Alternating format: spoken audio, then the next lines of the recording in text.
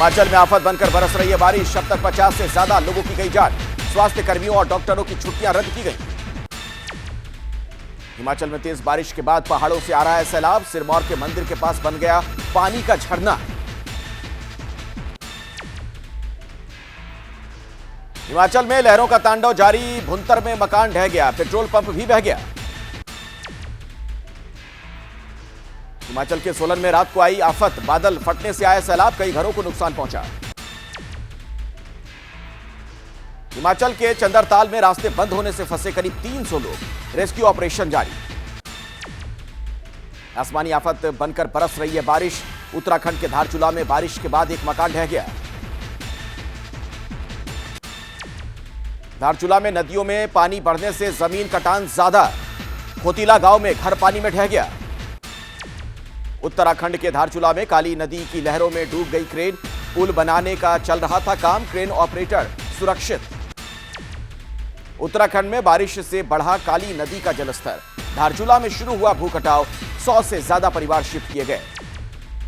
Yamunotri highway पर पहाड़ टूटा। हादसे की वजह से बडकोट में हाईवे पर यातायात ठप हुआ। उत्तरकाशी में बारिश के बाद गंगनानी के पास चट्टान टूटी। मलबे में दबी 3 गाड़ियां। फंसे लोगों के लिए रेस्क्यू ऑपरेशन चलाया गया। दिल्ली में खतरे के निशान के पार पहुंची यमुना। हथनीकुंड बैराज से पानी छोड़े जाने पर दिल्ली के कई इलाकों में बाढ़ का खतरा है। खतरे के चलते दिल्ली का पुराना यमुना ब्रिज किया गया बंद। बैरिकेडिंग लगाकर पुलिस ने आवाजाही बंद कर दी है। दिल्ली के उपराज्यपाल विनय सक्सेना ने बाढ़ प्रभावित इलाकों का जायजा लिया। कहा केजरीवाल सरकार ने नहीं की कोई तैयारी।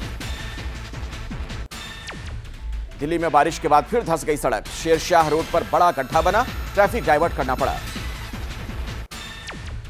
हरियाणा के पंचकुला में फ्लाईओवर का हिस्सा टूटा। सड़क भी एक तरफ धंसी, एहतियातन आवाजाही बंद कर दी गई है। यूपी के सहारनपुर में नदी का विकराल रूप देखने को मिला। शाकंभरी देवी मार्ग हुआ बंद। मंदिर के बाहर लगने वाली दुकानों तक पहुंचा पानी। हरियाणा के यमुनानगर में लगातार बढ़ रहा है हथनीकुंड बैराज का जलस्तर। लगातार पानी के तेज बहाव के चलते ढह गया मकान। पंजाब के आनंदपुर साहिब में फसल पर बारिश की मार। बाढ़ में डूबे खेत और मकान। राजस्थान के 12 जिले में रुक रुक कर बारिश से नदी नालों में उफान। जान जोखिम में डालकर पुल पार कर रहे हैं लोग। उत्तर से दक्षिण तक बाढ़ बारिश का दंगल। 15 से ज्यादा राज्यों में मौत का तांडव। बाढ़ से नुकसान पर पीएम मोदी ने की मीटिंग। बाढ़ में हरियाणा के मंत्री अनिल विज का दौरा। खुद नाव पर बैठे रहे, सुरक्षाकर्मी पानी में चलते रहे। बंगाल पंचायत चुनाव में काउंटिंग के दिन आज भी हो रहा है हंगामा। कई जगह बवाल और हिंसा की खबर। दुर्गापुर में भी मतगणना केंद्र में लाठी डंडों से हमला। लेफ्ट पार्टी के कार्यकर्ताओं पर लगा हमले का आरोप। मतगणना के दौरान भी बंगाल में बमबाजी। डायमंड हार्बर में फकीर चंद कॉलेज के सामने देसी बम फेंके गए।